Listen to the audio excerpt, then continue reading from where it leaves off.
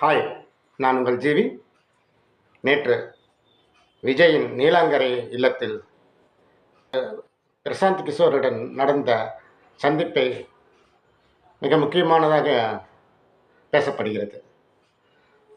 பிரசாந்த் கிஷோர் யார்? அவர் எந்தெந்த கட்சிக்கு வேலை செய்துள்ளார், எந்தெந்த கட்சிகளுக்கு தேர்தல் வியூகம் வகுத்து எதிலெல்லாம் வெற்றி பெற்றார், எந்த கட்சிக்கு தேர்தல் வியூகம் செய்து தோல்வியடைந்தார் மற்றும் விஜயை சந்தித்ததன் நோக்கம், இதையெல்லாம் இன்று பார்ப்போம். அதற்காக இந்த மீட்டிங் ஆதவ் அர்ஜுனா மூலியமாக நடந்தது. ஆதவ் அர்ஜுனா சமீபத்தில் விஜயின் தமிழக வெற்றி கழகத்தின் தேர்தல் ஒருங்கிணைப்பாளராக பதவியேற்றுள்ளார். விஜய், ஆதவ் அர்ஜுனா, பிரசாந்த் கிஷோர் ஆகியோரோட சந்திப்பு 2.5 மணி நேரத்திற்கு மேலாக நடந்தது. பிரசாந்த் கிஷோர் ஐநா சபையில் 8 ஆண்டுகளாக வேலை செய்து அதன் பின் குஜராத் முதல்வராக, குஜராத்தில் 3வது முறையாக மோடி போட்டியிடும் பொழுது பிரசாந்த் கிஷோர் தேர்தல் வியூகம் வகுத்து கொடுத்தார் அவருக்கு. அதில் மோடியும் வெற்றி பெற்றார்.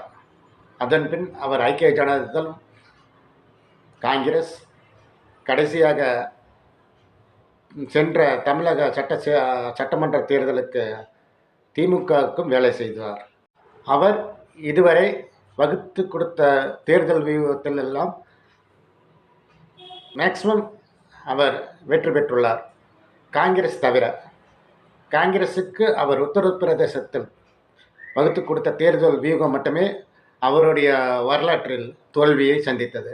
சென்ற முறை தமிழக சட்டமன்ற தேர்தலில் திமுக பிரசாந்த் கிஷோரின் உதவியை நாடியது. அவரும் திமுகவுக்கு தேர்தல் வியூகம் வகுத்து கொடுத்தார். அந்த தேர்தலில் திமுக அமோக வெற்றி பெற்றது.